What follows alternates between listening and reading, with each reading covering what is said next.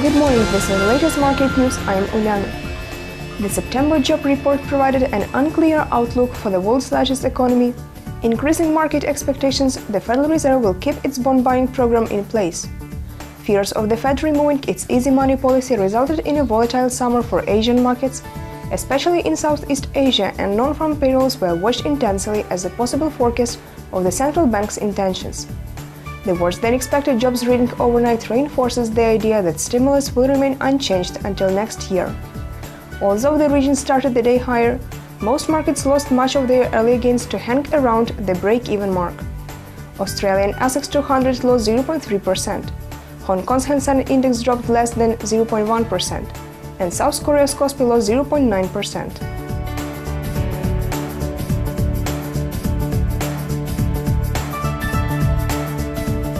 The US dollar has lost ground against most major currency rivals overnight on the back of September's weaker-than-expected jobs data. Monetary stimulus is weighing heavily on the greenback, with the Federal Reserve's tapering program now expected to commence late in the first quarter of 2014. Markets will be keen to get an updated Fed stance and look to the next week's FOMC meeting.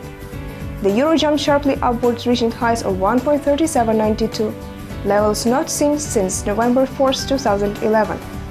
Having traded within a very tight range through the start of the week, the softer US data was the catalyst traders needed, and investors pounced, sending the euro through recent resistance levels at 1.37.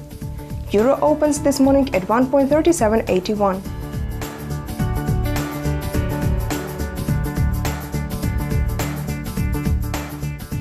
Updates on the mood in the business sector in France and for consumers across Europe are key numbers in Wednesday's schedule of economic releases.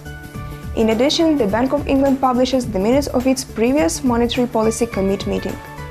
EU consumer confidence 14 GMT.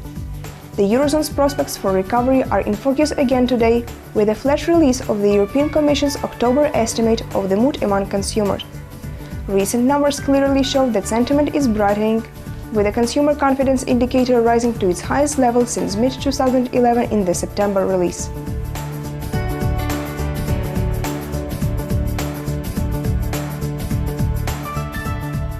It was the latest market news provided by ICO FX. Goodbye.